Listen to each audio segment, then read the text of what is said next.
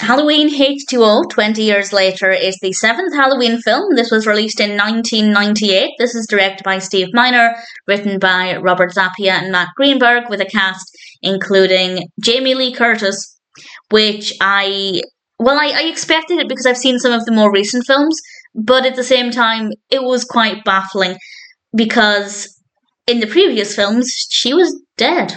She was dead, and we'll get to that in a moment. We also have Josh Hartnett, we have Janet Leigh, Joseph Gordon-Levitt, we have a brilliant cast and really great performances.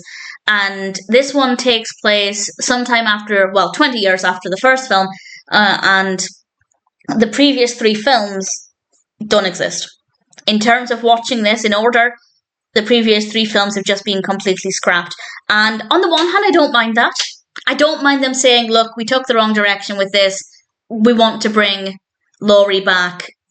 Let's give it another go. But because I've just been binge watching them all, which obviously in 1998, unless you had the VHS, is unlikely, it's kind of difficult to shift my mind and fully ignore those three. Had I not been binge watching them as well, I would have gone back and watched the first two just before watching this. For example, if I were watching this in 1998 and I had the VHS tapes, I would have watched the first two films just before seeing this. So that would be my advice, that if you haven't seen the other ones in quite a while, give them a watch just before watching this one. I think that would make it easier to just forget the previous films. So with this one, 20 years later, Laurie has actually been working at this boarding school, and she has a son, and she's actually under the name Keri Tate now. But it's Halloween, 20 years later. Her brother is after her again. Is he going to find her? I'm not going to say what happens, of course. I will say the first half of the film, give or take, is very, very slow. I know we needed some time to set things up and basically tell the viewer, hey, look, this is what we've decided has been happening over the last 20 years. Big gasp, she wasn't dead after all. So I get that we needed some time to actually wrap our heads around this shift and to come to terms with what has actually happened. But I think it took a little bit longer than it needed to. But it gets better. I'd say about the halfway mark, it gets a lot better. We have some mild jump scares. It's not the scariest. The horror aspects aren't the strongest, but there is a nice amount of suspense. There are a lot, as one would expect, a lot of powerful emotions from Laurie. I think Jamie Lee Curtis obviously gave an amazing performance, and the character is very believable.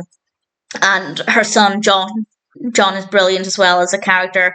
And with regards to the treatment of Michael Myers, I thought that character was handled very well.